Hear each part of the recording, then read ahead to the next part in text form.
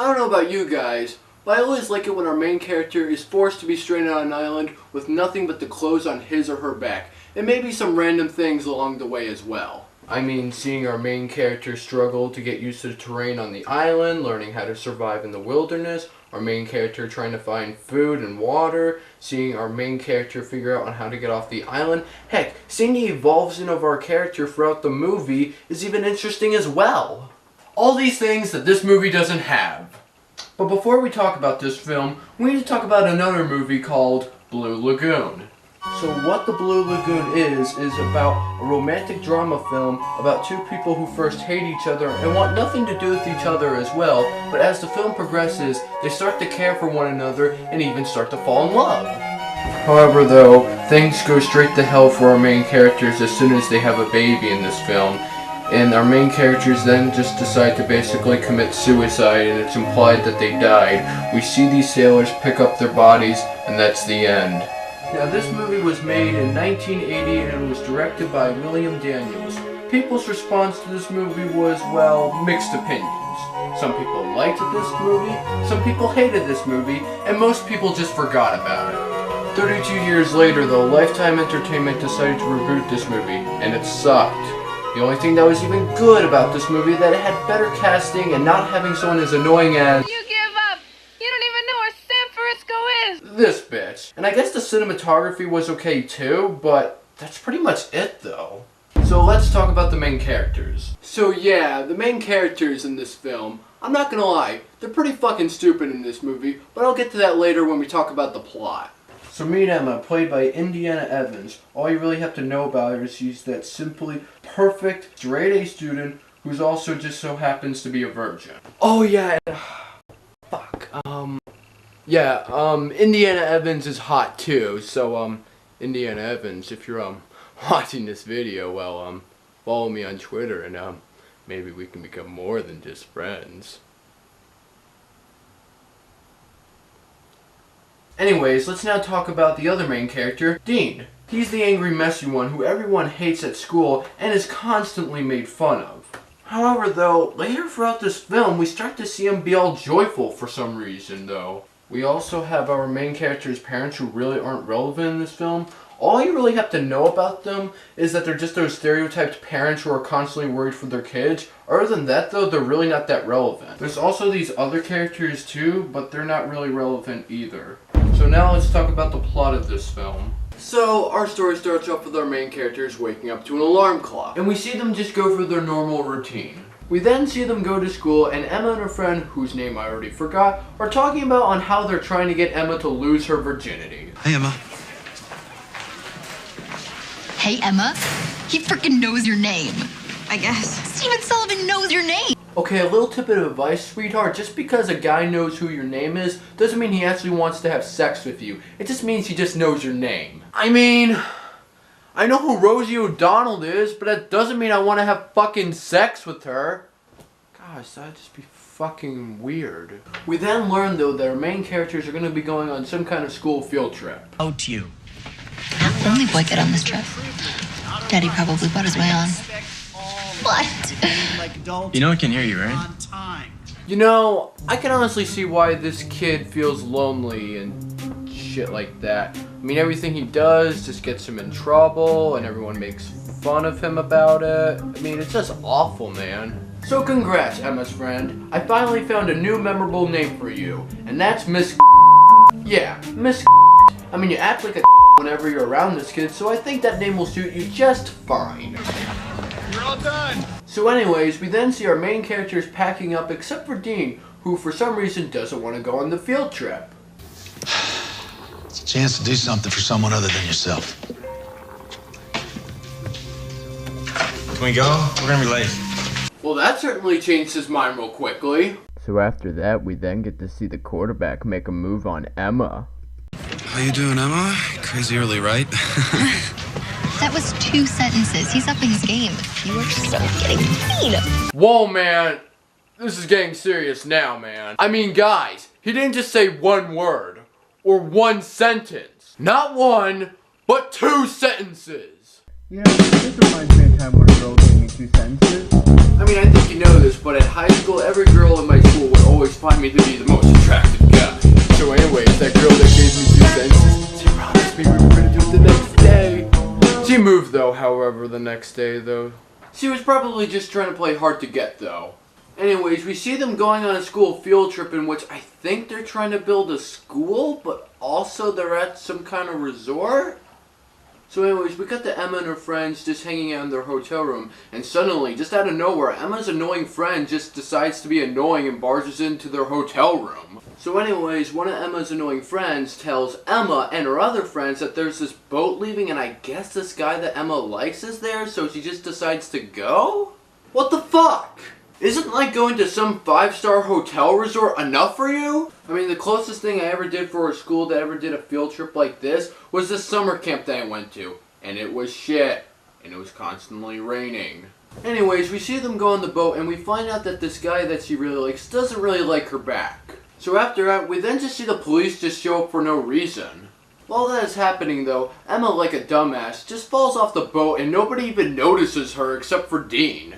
Wait, what? What are you doing? I'm in enough trouble. I can't get busted. Dude, why the hell would you cut off the rope that's attached to the boat? What are you doing? I'm in enough trouble. I can't get busted. What do you mean you're in enough trouble already? How are you gonna find your way back? So as you can imagine, they're pretty much left behind and are left in the middle of the ocean. So the next day, the school decides to end the school field trip, due to the people who went on that boat trip or whatever. They then notice though that both Emma and Dean are missing. We then cut back to Emma and Dean, who are still stranded on the ocean. Fortunately though, for Emma and Dean, they were easily able to find an island and they just paddled towards it. We then cut back to the people in the hotel who are talking to the authorities on wondering what they should do next. Everything isn't terribly uncommon. Wait, what? You mean this isn't uncommon for teenagers to get lost in the ocean? So you mean to tell me that it's a common thing for you to deal with on a regular basis to find teenagers in the fucking ocean?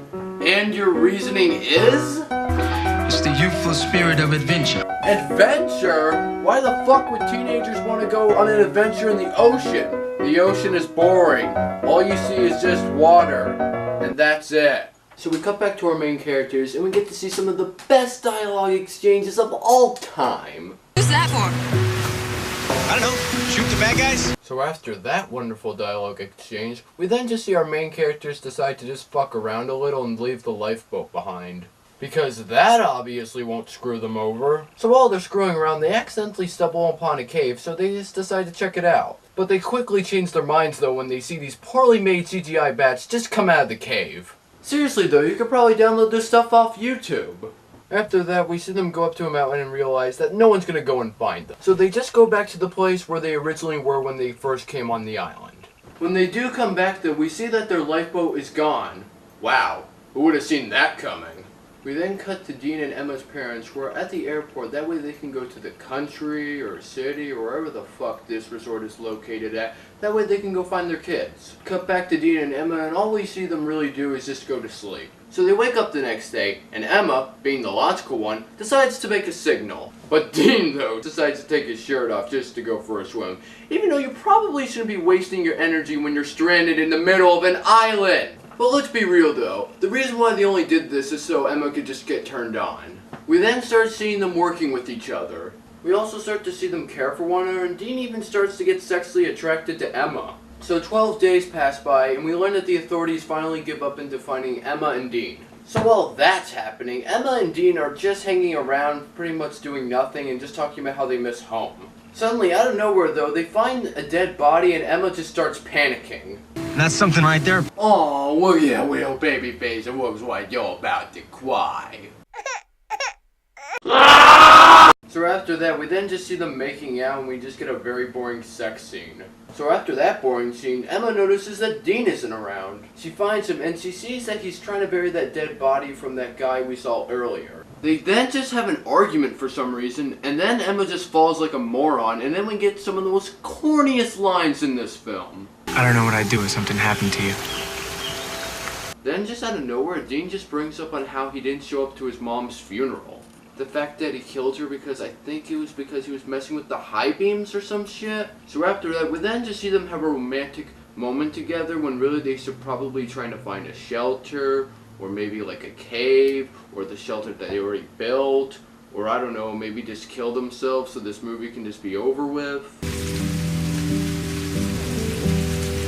You look like a retard. So after that, we then just get an odd transition where everyone is just losing help as well as Emma and Dean's parent. But cut back to Dean and Emma and we see them just talking and wondering if everyone has given up on them. But we then just cut back to them just having a romantic scene. Why would they do that? No, really. Why would we just see them have a romantic scene, but then we just see everyone just give up into finding them, and then transition back into them wondering if everyone gave up finding them, and then just have them have another romantic scene? Why couldn't we simply just have both of the romantic scenes transition together, and then we save the other scenes for later throughout the film? So that way we, the audience, can see the two romantic scenes first, and then we see the scene where both Emma and Dean are giving up, and then, last but not least, we see every other character giving up while Emma and Dean are arguing. But no, we instead get this mess. Anyways, after that, we then just see them get another sex scene and them just talking about how they're gonna get off the island together. We tried. We'll keep trying. Yeah, you know, Dean, you're right. Clearly, you have been trying everything in your power to get off this island ever since you two got here. I mean, all you've been doing this whole time is just swimming around in the ocean, having sex, and most importantly, having sex. Yeah, keep telling yourself that. Anyways, we then see our main characters doing, things. Suddenly, though, unfortunately for Dean and Emma, though, Dean can't find the flare gun. Hello! Like that's gonna do something. Anyways, after that pointless scene, we see Dean and Emma just hanging around until Emma notices a sound coming from the bushes. So Dean decides to just check it out and see what it is. It's then revealed, though, to be a black panther. Well, they're fucked. Dean! Well, there goes Dean. Oh no, Dean is dead, and Emma's the only one left. It's only a matter of time before Emma meets her untimely demise. Are you fucking serious? I'm sorry, no. There is no way Dean would have even survived that. He's not even phased. No scratches, no cuts, no scrapes on his chest or face. I mean, there's some blood from that Black Panther on his face and looks slightly pissed off. Other than that, though, he's completely unfazed. Whatever, there's only like 20 minutes left of this piece of garbage. So after that, we then just see everyone go through their daily lives without Dean and Emma. And everyone is just sad and shit. So we of course then see our main characters doing everything in their power to get off this island. They're going to make sacrifices, that way they can go see their friends and family. You guys still on your hourly long break there? Then for like some dumb reason, we see Emma just decides to waste one of the flares for the flare gun. Why would you do that? That's literally like your best way of signaling to someone if you're still alive. But 2 minutes later, though, a helicopter accidentally finds them, so Emma and Dean just uses their last flare so that way they can get rescued. We see them then go out of the airport and see all their friends and family there, and for the rest of the movie, honest to God, is just boring filler. So that was the Blue Lagoon, and so far it wasn't the worst movie I reviewed. The actors in this film were okay at best, but most of the actors were just terrible. Sorry, they may look attractive whenever they smile, but they're not actors. If anything, they're models. The plot in this is simple to understand, but whenever we see our characters in trouble or they did something stupid, it either felt like there were no consequences at all, or it just was easily fixed. And the characters in this film are just forgettable. You could seriously just care less about them as well. And for a production studio that actually has money, they suck at their jobs. You could literally find YouTubers that would do a way better job than they probably could have. In the end though, if you were just bored and just wanted a way to kill some time, I would suggest this movie. Other than that though, if you just wanted to watch a film where you see a character stranded on an island, just watch Castaway.